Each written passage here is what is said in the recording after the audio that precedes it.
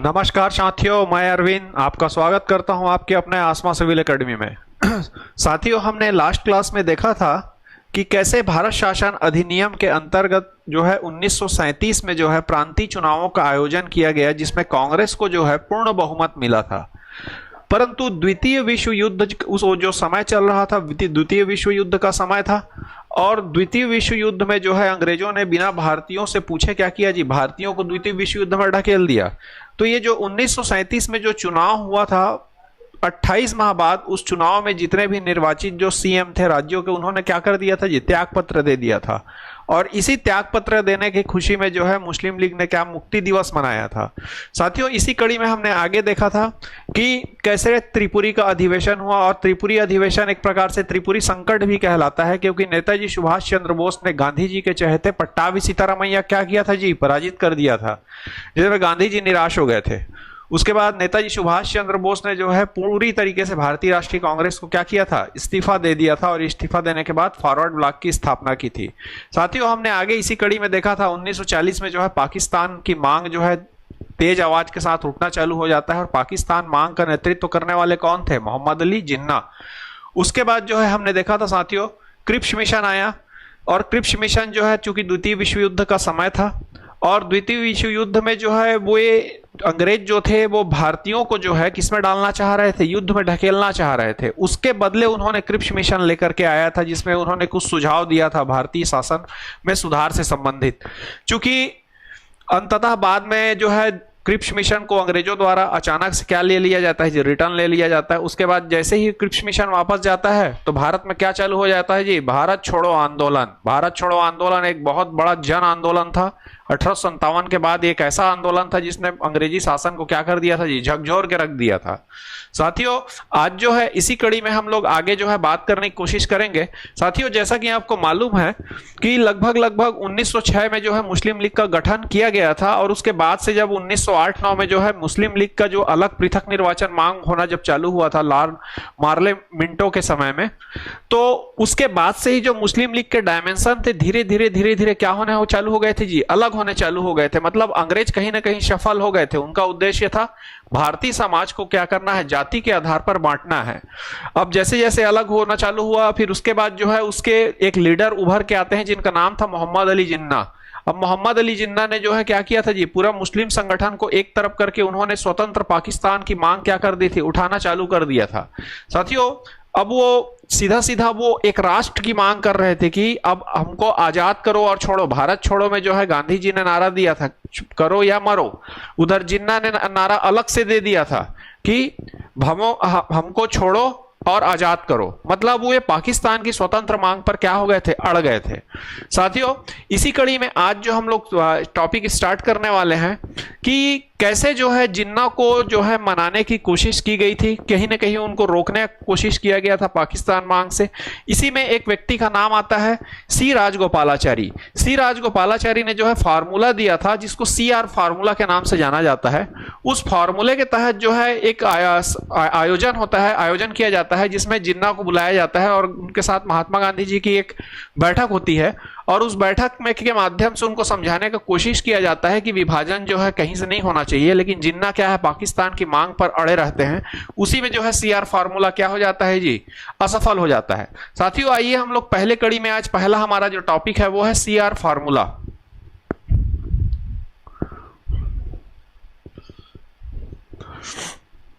देखिएगा साथियों,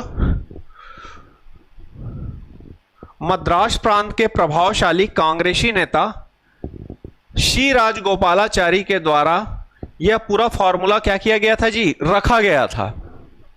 देखिएगा, गांधी जी के सहमति से कांग्रेस लीग की समझौता कराने के लिए यह फॉर्मूला आया था। यह कब आया था, 10 जुलाई 1944 को। डेट महत्वपूर्ण है, ध्यान रखिएगा।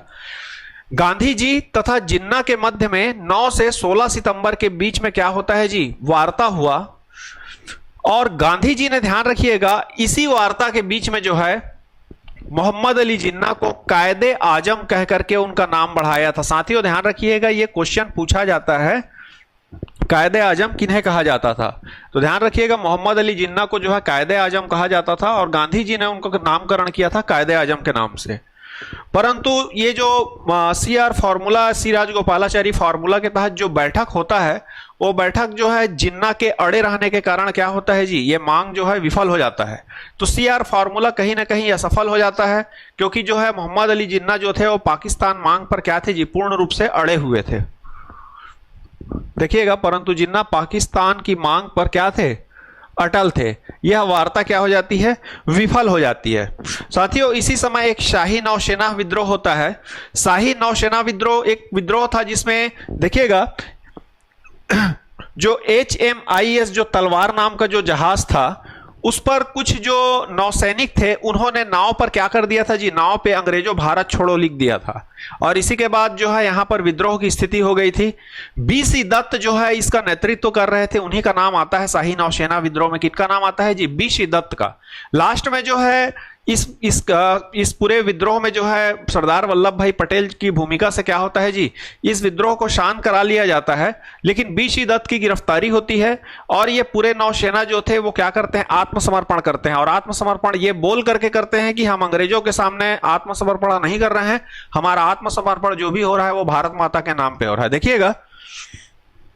देखिएगा तलवार नामक जहाज पर नौसैनिकों ने नस्लवादी भेदभाव व खराब भोजन के विरोध में हड़ताल किया था और BC दत्त ने जहाज पर भारत छोड़ो लिख दिया और गिरफ्तार हुए।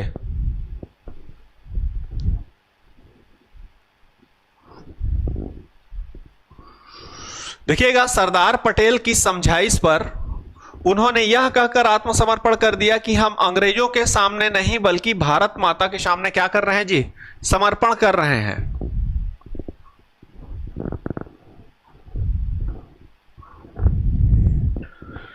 साथियों, अब हमारा जो अगला टॉपिक है वो है बेवेल प्लान।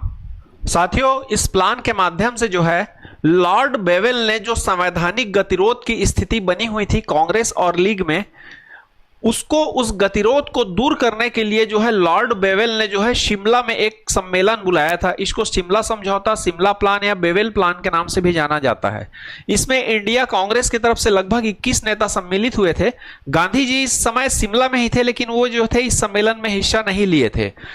तो कांग्रेस की तरफ से जो है अबुल कलाम आजाद और लीग की तरफ से जो है मोहम्मद अली जिन्ना, इन दोनों के बीच में जो है वार्ता हुआ। और वार्ता में क्या हुआ था, आइए चर्चा करते हैं अपन। देखिएगा, संवैधानिक गतिरोध को दूर करने के लिए वायसराय बेवेल ने एक योजना प्रस्तुत किया जिसे जून प्लान, बेवेल प्लान या शिमला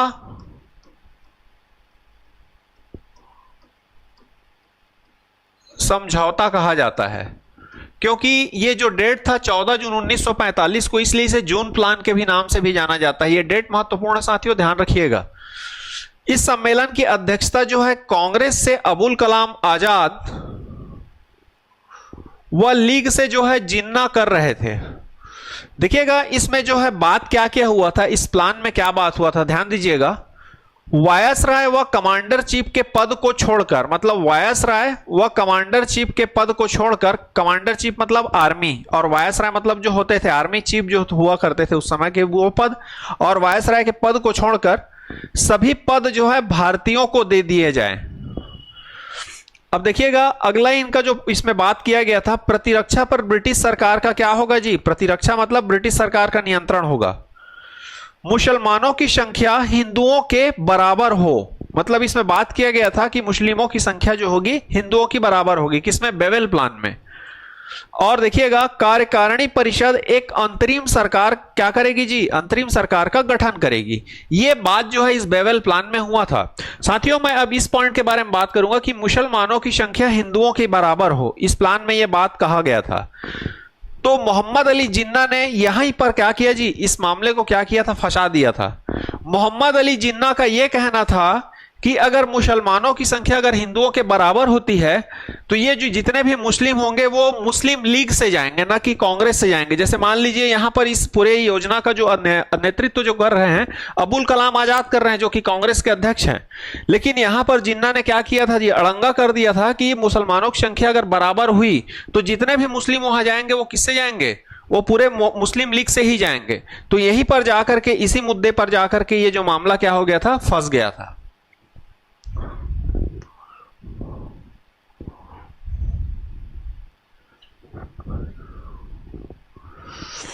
साथियों ध्यान रखिएगा, मैं पिछले क्लास में भी हमारी चर्चा हुई थी कि 1939 से लगभग 1945 के बीच में जो है द्वितीय विश्व युद्ध क्या चल रहा था जी, वैश्विक स्तर पे चल रहा था। और वो विश्व युद्ध जैसे ही समाप्त होता है वैसे ही ब्रिटेन में क्या होता है, चुनाव का आयोजन होता है। तो जो ब्रिटेन में जो तत्कालीन वहां पे सरकार थी, वहां की जो सरकार है वो गिर जाती है, मतलब वहां की जो सरकार थी वो हार जाती है। और उसके बाद जो है वहां पर जो चर्चिल की कंजर्वेटिव पार्टी जो थी वो हार जाती है। उसके बाद जो है लिबरल पार्टी के क्लीमेंट एटली जो है वहां के प्रधानमंत्री नियुक्त होते हैं। कहां के जी, ध्यान रखिएगा, भारत देश की आजादी के समय ब्रिटेन के प्रधानमंत्री जो थे वो क्लीमेंट एटली थे। यह प्रश्न पूछा जाता है साथियों, ध्यान रखिएगा इसको। देखिएगा, जापान के आत्मसमर्पण के बाद विश्व युद्ध क्या हो जाता है जी, समाप्त हो जाता है।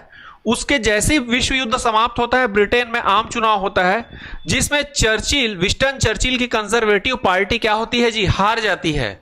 अब उसके बाद लिबरल पार्टी के क्लीमेंट एटली जो है ब्रिटेन के प्रधानमंत्री बनते हैं।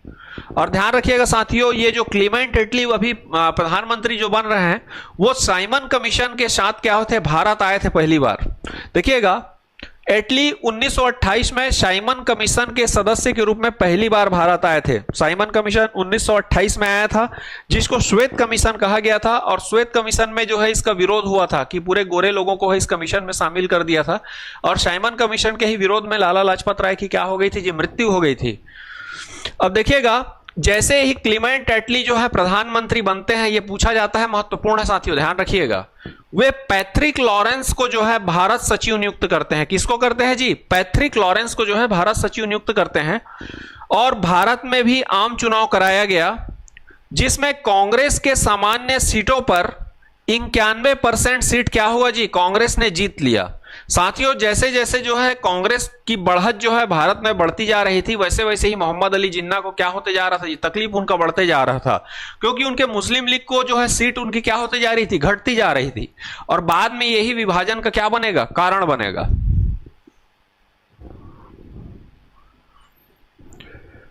साथियों, कैबिनेट मिशन जो है 24 मार्च 1946 को जो है क्या होता है जी, भारत पहुंचता है। और इसका उद्देश्य था भारत में संविधान सभा का क्या करना जी, गठन करना।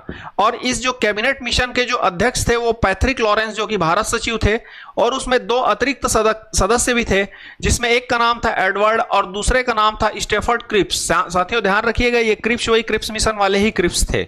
उनकी सदस्यता में जो है ये मिशन जो है भारत आया, कैबिनेट मिशन।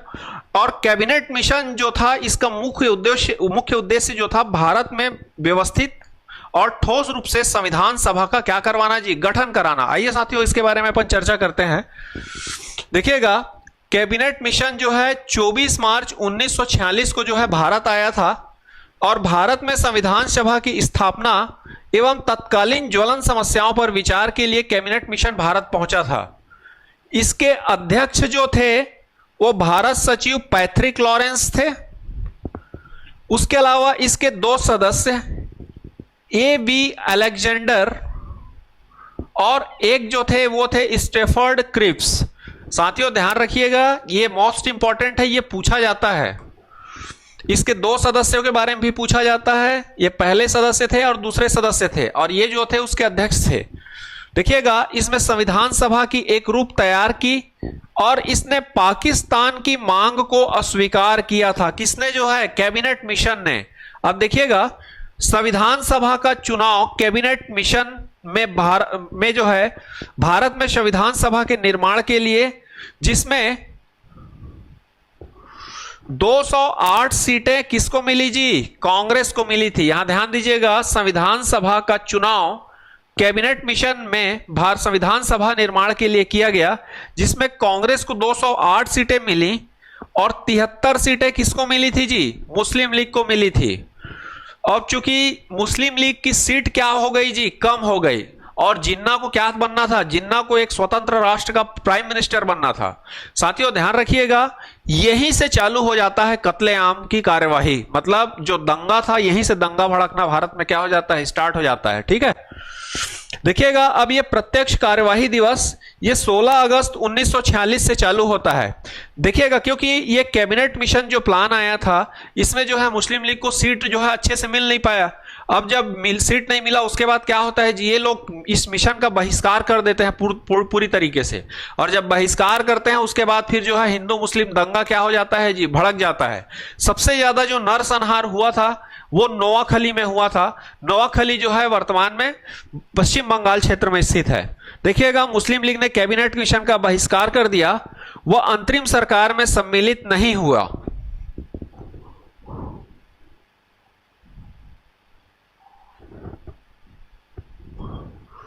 देखिएगा 16 अगस्त 1946 को प्रत्यक्ष कार्यवाही दिवस घोषित किया। इसके बाद नरसंहार क्या हो जाता है जी, प्रारंभ हो जाता है, और सर्वाधिक जो नरसंहार है वो कोलकाता के नोआखली क्षेत्र में हुआ था। नोआखली जो क्षेत्र था वहां पे सर्वाधिक नरसंहार हुआ था। वहां पे ब्रिटिशर्स ने अपने कई सैन्य टुकड़ी वगैरह भेजे, उसके बाद भी वहां पे नियंत्रण में नहीं लिया जा पा रहा था। उसके बाद जो है महात्मा गांधी जाते हैं और महात्मा गांधी जा करके वहां के लोगों को समझाने की कोशिश करते हैं, तो वो जो एक दंगा जो भड़का हुआ था बहुत हद तक कंट्रोल हो जाता है, पूरा तो नहीं होता है फिर भी, लेकिन बहुत हद तक अपने नियंत्रण में आ जाता है। तो गांधी जी के इस कार्य के लिए जो है गांधी जी को जो है वन मैन बाउंड्री की संज्ञा दी गई थी। देखिएगा इस पर माउंटबेटन जो लास्ट गवर्नर जनरल थे उन्होंने उसको गांधी जी को वन मैन बाउंड्री की संज्ञा दी थी कि जो इस कांड को जो है बहुत सारे सैनिक मिलके जो है नहीं रोकवा पा रहे थे, उसको एक अकेले जो है व्यक्ति ने जो है इस पूरे दंगे को अपने नियंत्रण में ले लिया था। इसलिए जो है इनको वन मैन बाउंड्री कहा के नाम से जाना जाता है। इसको ध्यान रखिएगा, महत्वपूर्ण है, पूछा जाता है कि वन मैन बाउंड्री जो है गांधी जी को किसने कहा था, तो माउंटबेटन ने कहा था। अब देखिएगा एटली घोषणा। अब ब्रिटिश प्रधानमंत्री क्लीमेंट एटली ने जो है इसी दिन हाउस ऑफ कॉमन्स में घोषणा किया। किस दिन जी, 20 फरवरी 1947 के दिन घोषणा किया कि जून 1948 से पहले भारतीयों को सत्ता सौंप देंगे। साथियों ध्यान रखना, यह पूछा जाता है, इंपॉर्टेंट है कि क्लीमेंट एटली ने अपने घोषणा में क्या कहा था कि कब तक भारत को छोड़ना है। देखिए उनका काम हो चुका था। अंग्रेजों ने क्या किया था जी, बांटने की कोशिश की थी, भारत पाकिस्तान अब पूरे बंटने की स्थिति में आ गए। अब बढ़ गया तो उनको यहां रख के क्या करेंगे, बढ़ गए, उनकी सत्ता भी कमजोर हो गई, क्योंकि अब जो है भारत छोड़ो आंदोलन के साथ जो है भारतीय जनता क्या हो चुकी थी, उग्र हो चुकी थी। तो अंग्रेजों को यह मैसेज जा चुका था कि अब यहां पे शासन कर पाना क्या है, आसान नहीं है। चूंकि अब शासन भी करना भी आसान नहीं है, लीग के तरफ से जो है मुस्लिम समुदाय के जो लोग जो लीग के समर्थन में थे वो लोग अलग दंगा कर रहे थे, और इधर जो है कांग्रेस के जो समर्थित लोग थे उनके लेवल पे अलग दंगा चल रहा था कि भारत छोड़ो। तो अंग्रेज जो है बीच में कहीं ना कहीं दब गए थे। अब उनको समझ में आ गया था कि अब हमारे नियंत्रण से निकल चुका है, तो अब उन्होंने क्या किया जी, फाइनली घोषणा कर दिया था कि जून 1948 के पहले हम भारतीयों को क्या कर देंगे, सत्ता को सौंप देंगे।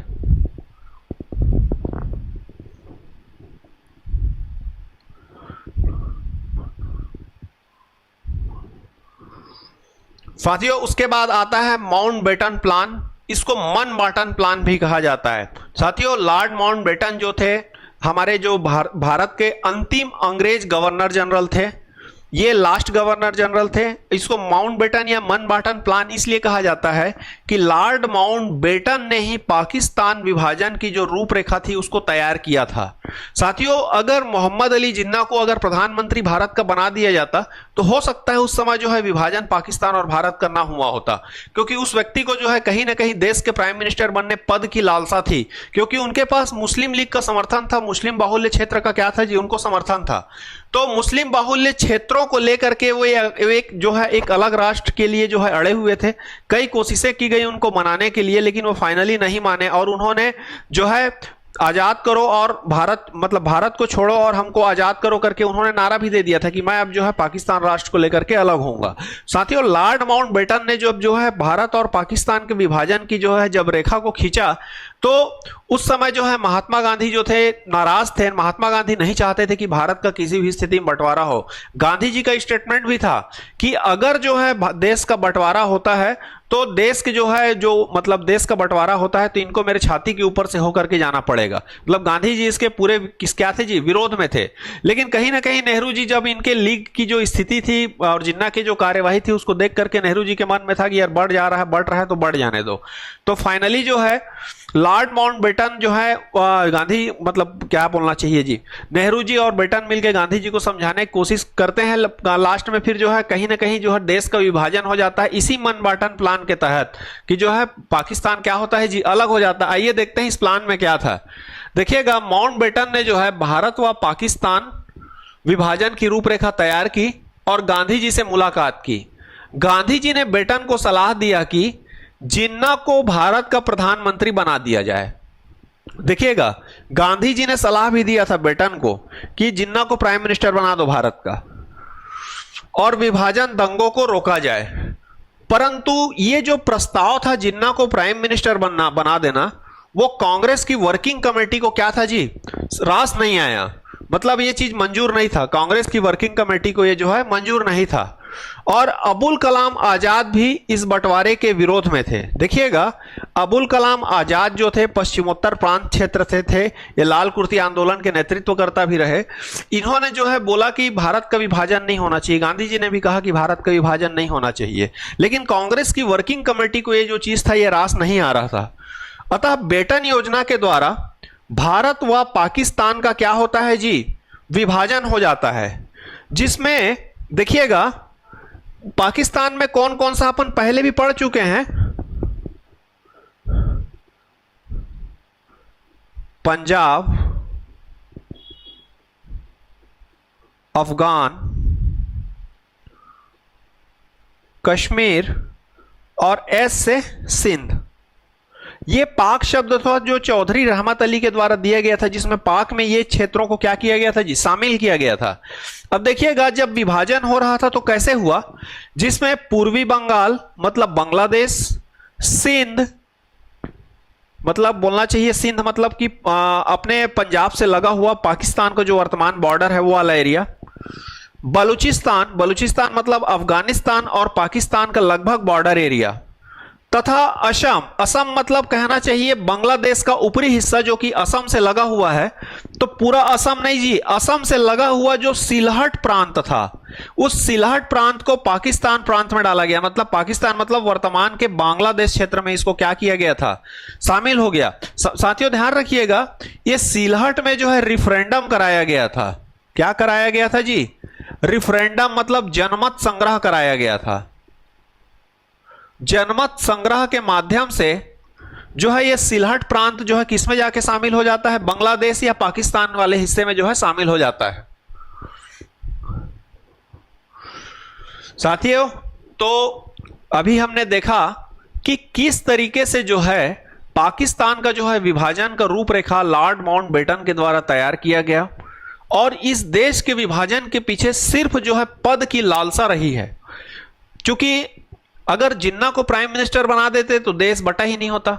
और मैं आपको एक जानकारी देना चाहूंगा, मोहम्मद अली जिन्ना को टीबी की बीमारी थी और देश का विभाजन होता है 47 में और 48 में जो है जिन्ना की मृत्यु हो जाती है।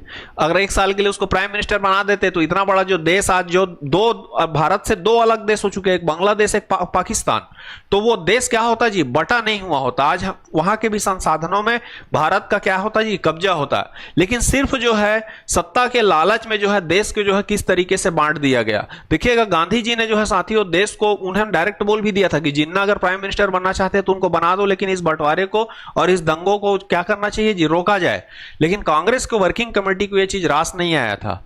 साथियों लॉर्ड माउंटबेटन की जो एक अकेली जीवित जो बेटी थी वो मतलब बची थी। साथियों एक घटना हुई थी, लॉर्ड माउंटबेटन जो है अपने फैमिली के साथ जो है स्विट्जरलैंड गए थे छुट्टी मनाने। ये 1950 के आसपास की घटना है, देश पूरी तरीके से आजाद हो गया था और संविधान लागू हो गया था, उसकी बात की घटना है। ये स्विट्जरलैंड गए थे घूमने के लिए। ये थी इनकी पत्नी थी और इनकी दो बेटियां उनके साथ में थी। जो बड़ी बेटी थी वो नहीं थी। तो इनके ऊपर जो है बम से क्या कर दिया गया था जी, हमला कर दिया गया था, जहां उनकी पूरी फैमिली क्या हो गई थी, नाव से वो सैर कर रहे थे, तो उस नाव में ही ब्लास्ट कर दिया गया था। तो ये पूरे परिवार से ही थे, खत्म हो गए थे। कौन? बेटन। लेकिन जो बेटन की एक बेटी बची हुई थी, उसने जो है एक किताब लिखी थी। उस किताब में जो है उसने कुछ प्रेम प्रसंग से संबंधित जो है कोटेशंस को डाला था। साथियों, इससे संबंधित तथ्य जो है आपको यूट्यूब वगैरह मिल जाएंगे। तो देश के विभाजन में ना कहीं उस एंगल को भी देखा जाता है, इसमें क्या सच्चाई है नहीं है, वो तो 1947 की बात है, उसको कौन जान सकता है। लेकिन देश के विभाजन में कहीं ना कहीं अगर देखा जाए तो कहीं ना कहीं मैं समझता हूं कांग्रेस की अगर तत्कालीन वर्किंग कमेटी ने उस समय कुछ अच्छा निर्णय लिया होता तो हो सकता है देश का विभाजन होने से बच गया होता। साथियों, आइए आगे कड़ी में अपन देखते हैं आगे टॉपिक।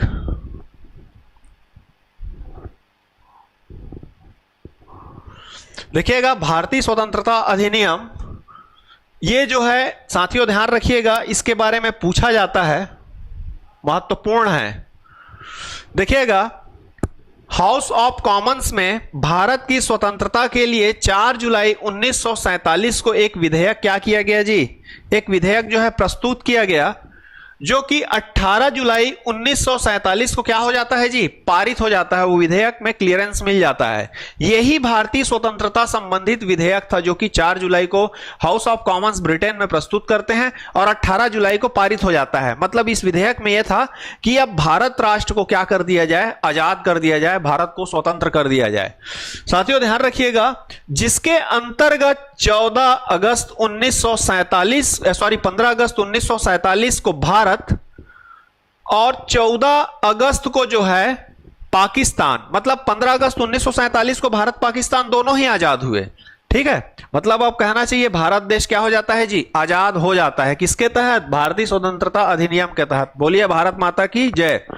अब ध्यान रखिएगा, पाकिस्तान के प्रथम गवर्नर जनरल जो है जिन्ना बनते हैं। गवर्नर जनरल मतलब वहां के राष्ट्रपति कौन बने जी, मोहम्मद अली जिन्ना। और वहां के प्रधानमंत्री बनाए गए थे लियाकत अली। अब साथियों ध्यान रखिएगा, भारत जो है प्रतिवर्ष 15 अगस्त को जो है अपनी स्वतंत्रता दिवस मनाता है और पाकिस्तान जो है अपनी स्वतंत्रता दिवस 14 अगस्त को मनाता है। उसके पीछे रीजन ये है क्योंकि जो टाइमलाइन है वो टाइमलाइन जो है आधे घंटे पूर्व में है।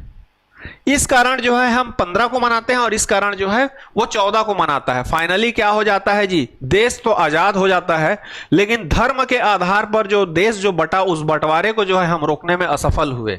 ये एक बड़ा दुर्भाग्यजनक जो है घटना था देश की आजादी के उपरांत। कहीं ना कहीं अंग्रेज जो है 1905 के बंग, वो 1857 की उपज से जान गए थे कि हिंदू मुस्लिम यूनिटी कैसे भी करके तोड़ना है। और उसके बाद जो है बंग भंग किया गया, बंगाल विभाजन किया गया, उसके बाद मुस्लिम लीग का गठन कर दिया गया। उसके बाद कहीं ना कहीं दोनों को क्या धर्म के आधार पे बांट दिया गया और इस धर्म के आधार पे ही क्या होता है जी, स्वतंत्र पाकिस्तान राष्ट्र का निर्माण होता है, जिसमें लाखों कत्लेआम किए गए थे। जैसे ही जो है नोआखली की जैसे घटना को अपन देखें तो उस समय जब देश राष्ट्र जब आजाद हो रहा था तो उस समय भीषण बड़े स्तर के दंगे हो रहे थे।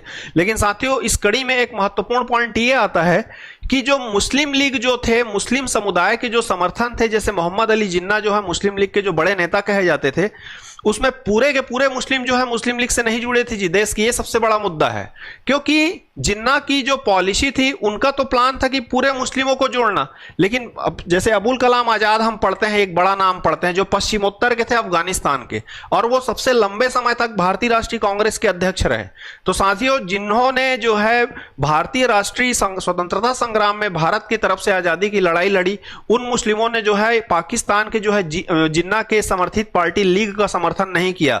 वे भारत के साथ ही रहे और भारतीय राष्ट्रीय कांग्रेस देश की आजादी के बाद भी वो यहीं रहे, जो क्योंकि वो देश के समर्थन में थे। और जो लोग जिन्ना के समर्थन में थे, क्योंकि जिन्ना को क्या था जी, उसको उसका सिर्फ एक ही उद्देश्य था, मेरे को स्वतंत्र राष्ट्र का प्राइम मिनिस्टर बनना है। उसके माइंड में यही साइकोलॉजी सेट था और ये चीज को जो है कंटिन्यू, क्योंकि अब यहाँ पे तो जो कहीं ना कहीं इंडिया जो था हिंदू बाहुल्य क्षेत्र था, तो उसकी दाल जो है नहीं गल पा रही थी। उसका रीजन ये था कि यहाँ पे कांग्रेस पार्टी को जो है सीट ज्यादा मिल रही थी और उसकी पार्टी को सीट कम मिल रहा था। अब चूंकि अब वो ज्यादा सीट में कैसे वो प्राइम मिनिस्टर बन सकता था जी, या वायसराय बन सकता था, तो उसको मालूम था कि जब तक मैं जातीय आधार पर अलग हट करके स्वतंत्र राष्ट्र की मांग नहीं करूंगा, मैं यहां पे रह करके राष्ट्रपति या प्रेसिडेंट नहीं बन सकता था। इसलिए जो है विभाजन में जो है सबसे बड़ा रोल प्ले करने वाला व्यक्ति जो था वो कोई था तो सिर्फ मोहम्मद अली जिन्ना था। अब साथियों ध्यान दीजिएगा कि अब जैसे जब अंग्रेज लोग भारत में एंट्री किए थे, उस समय पूरा भारत जो राष्ट्र था छोटे छोटे क्या था जी, राज्यों के रूप में जो है बटा हुआ था। और जो है क्रिप्स मिशन 1942 में जो है बात भी कर दिया गया था कि भारत के लिए संविधान बनाया जाएगा और जिन राज्यों को जो है संविधान पसंद ना हो वो राज्य जो है अपना स्वतंत्र संविधान बना सकते हैं। इसी कड़ी में साथियों जब देश हमारा आजाद हुआ तो 565 जो है देशी रियासतें थे। कितने? 565 देशी रियासतें थी। अब वो देशी रियासतों को जो है मतलब उनको जो है कहीं ना कहीं इंस्ट्रूमेंट ऑफ एक्सेशन पे साइन करा करके भारतीय संघ में शामिल करना था। ये बहुत बड़ा चुनौती था, क्योंकि जब देश आजाद हुआ तो ये जो राजवंश थे उनको मौका मिल जाता कि भाई ये मेरा क्षेत्र था, ये मेरा क्षेत्र था, अब देश आजाद हो गया तो मैं बैठूंगा यहां। तो ध्यान रखिएगा साथियों, इसी कड़ी में जो है सरदार वल्लभ भाई पटेल और उनके सचिव थे मेनन, उनके प्रयासों से जो है क्या हुआ जी, पूरे राष्ट्र का एकीकरण कर लिया गया और 562 रियासतों से जो है इंस्ट्रूमेंट ऑफ एक्सेशन पे साइन करा करके, विलय पत्र पे हस्ताक्षर करा के उनको जो है भारतीय संघ में शामिल कर दिया गया, पूरे 562 रियासतों को। लेकिन तीन जो राज्य राजवंश थे वो फंस गए थे, वे जो है इसमें जो है हस्ताक्षर करने से मना कर दिए थे। पहला जो था वो था जम्मू कश्मीर, दूसरा हैदराबाद, तीसरा जो क्षेत्र था वो जूनागढ़। साथियों इन तीनों राज्यों ने जो है हस्ताक्षर नहीं किए। तो जम्मू कश्मीर जो था वो तो पाकिस्तान से लगा हुआ था, तो वहां पर तो दबाव नहीं बनाया जा सकता था। बाकी जो हैदराबाद और जो जूनागढ़ थे उस पर जो है सरदार वल्लभ भाई पटेल की जो एक प्रकार से महत्वाकांक्षी जो सोच थी, या किसी भी तरीके से दबाव बनाकर इनसे करवाना है। तो साथियों जो है सरदार वल्लभ भाई पटेल ने क्या किया था जी, जूनागढ़ और हैदराबाद में तो ऑपरेशन पोलो लॉन्च करना पड़ा था। पूछा भी जाता है, ध्यान रखिएगा, ऑपरेशन पोलो या इसी को कैटरपिलर के नाम से भी जाना जाता है, ध्यान रखिएगा, कैटरपिलर। ऑपरेशन पोलो और ऑपरेशन कैटरपिलर के तहत जो है हैदराबाद को क्या कर लिया जी, वहां पे पूरी सैन्य इंडियन आर्मी की टुकड़ी लगा दी गई और वहां के राजा को डरा धमका के यह बोलना चाहिए कहां ना ऐड करके उससे इंस्ट्रूमेंट ऑफ एक्सेशन पे साइन कराया गया, विलय पत्र पर साइन कराया गया और हैदराबाद जो है भारतीय संघ में शामिल हुआ। वैसे ही जूनागढ़ में भी क्या कराया गया था, दबावपूर्ण तरीके से शामिल करा लिया गया था। ये दो तो शामिल हो गए थे जी, लेकिन जम्मू कश्मीर जो था हमारे लिए बहुत टेढ़ी खीर बन गया था। उसका रीजन था कि यहां का जो राजा था वो था राजा हरि सिंह, वो हिंदू थे, लेकिन यहां पर जो जनता थी वो मुस्लिम बाहुल्य थी। तो भारतीय सरकार को कहीं ना कहीं ये डर था कि अगर हम कश्मीर के ऊपर दबाव बनाते हैं तो कश्मीर और पाकिस्तान की सीमा लगी हुई थी, तो वो जो है उसमें जाकर के डायरेक्ट शामिल ना हो जाए। इसी पर यहां पर जो है आर्टिकल 370 जो धारा 370 जो था, तो धारा 370 के तहत भारत संघ में ये क्या हुआ था जी, विलय हुआ था। धारा 370 को भी अब क्या कर दिया गया, 1-2 साल पहले ही क्या कर दिया गया, समाप्त कर दिया गया।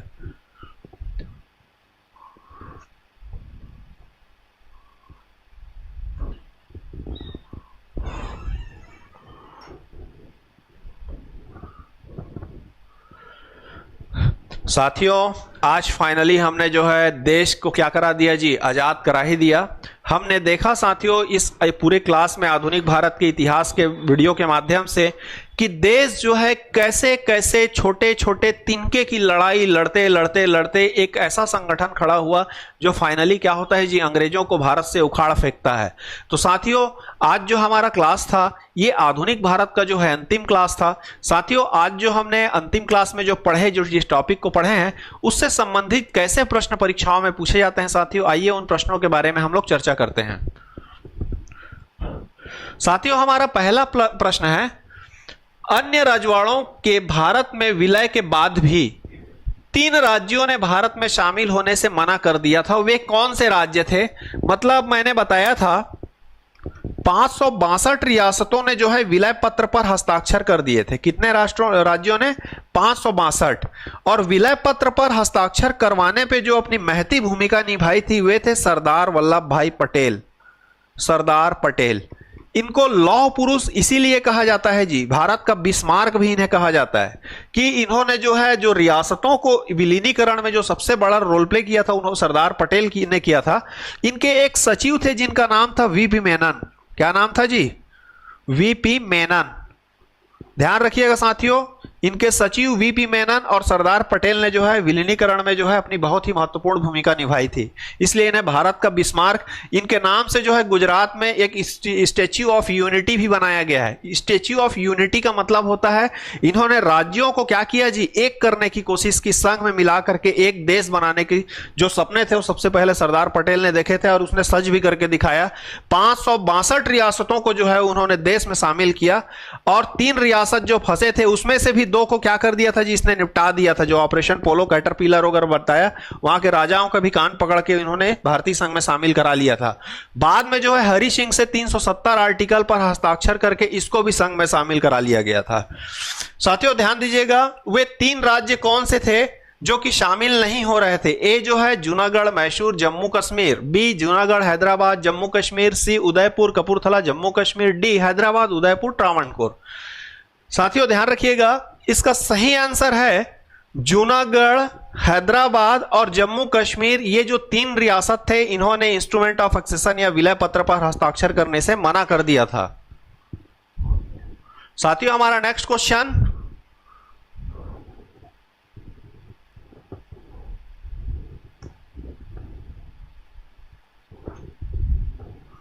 पाकिस्तान के अलग राज्य आंदोलन का नेतृत्व किसने किया था? ए आगा खान, बी नवाब सलीमुल्लाह खान, सी Liaquat Ali Khan, D Mohammad Ali Jinnah.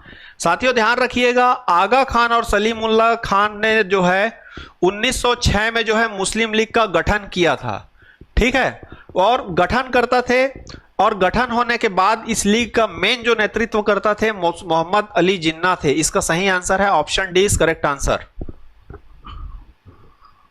Next question, द्वितीय विश्व युद्ध के बाद 1946 में कौन भारत आया था? Cripps mission, cabinet mission, Wavell योजना या शाइमैन कमीशन? बताइए साथियों इसका आंसर क्या होगा? साथियों ध्यान रखिएगा, द्वितीय विश्व युद्ध के बाद जो है ब्रिटेन में चुनाव होता है, जहां पे कौन बनता है जी, प्रधानमंत्री क्लीमेंट एटली बनते हैं, और क्लीमेंट एटली के बनने के बाद जो है कैबिनेट मिशन प्लान जो है भारत आता है और इसने जो है संविधान सभा निर्माण करने में अपनी महत्वपूर्ण भूमिका निभाई थी। साथियों हमारा अगला क्वेश्चन,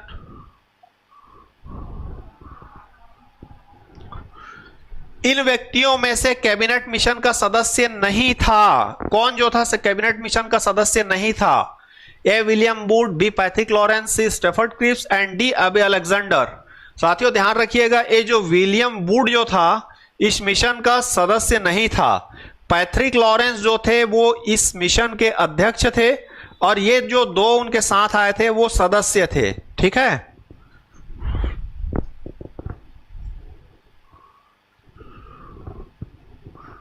साथियों नेक्स्ट क्वेश्चन, निम्नलिखित में से किस एक ने भारत के लिए संविधान सभा के गठन का विचार दिया था? A Simon commission, B Rajaji formula, C cabinet mission योजना, डी वेवेल प्लान। साथियों ध्यान रखिएगा, कैबिनेट मिशन योजना के तहत भारत में संविधान सभा का गठन किया गया था। Option C is correct answer. साथियों नेक्स्ट क्वेश्चन, जब भारत को स्वतंत्रता प्राप्त हुई थी तो यूके में किसकी एक पार्टी थी? साथियों ध्यान दीजिएगा, इसका सही आंसर है कंजर्वेटिव पार्टी जो थी हार गई थी और लिबरल पार्टी की सरकार आई थी। नेक्स्ट क्वेश्चन, भारत के स्वतंत्र होते समय इंग्लैंड के प्रधानमंत्री कौन थे जी? साथियों ध्यान रखिएगा, चुनाव में विंस्टन चर्चिल जो है हार गए थे, उनको हराया था क्लीमेंट एटली ने। तो ध्यान रखिएगा साथियों, आजाद जब भारत हो रहा था तो क्लीमेंट एटली ब्रिटेन के प्रधानमंत्री थे। साथियों हमारा नेक्स्ट क्वेश्चन, माउंटबेटन योजना आधार बनी थी ब्रिटिश शासन की निरंतरता की, सत्ता के हस्तांतरण की, देश के विभाजन की, सांप्रदायिक समस्याओं के समाधान की। माउंटबेटन प्लान या मनबाटन प्लान कहा जाता है जिसने देश के विभाजन के रूपरेखा को तैयार किया था। Option C is correct answer.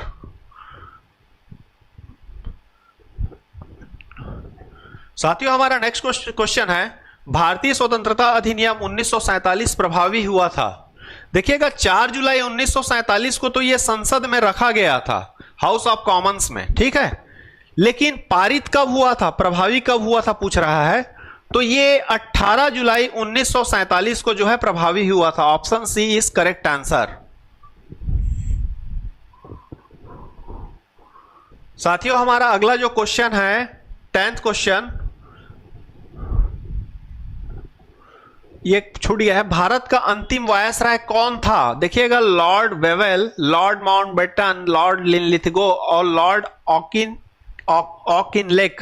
साथियों ध्यान रखिएगा, लॉर्ड माउंटबेटन जो है भारत के अंतिम अंग्रेज गवर्नर जनरल थे, क्योंकि मन बाटन प्लान इन्होंने तैयार किया, उसके बाद देश आजाद हो गया और आजादी के समय यही जो थे भारत के गवर्नर जनरल थे।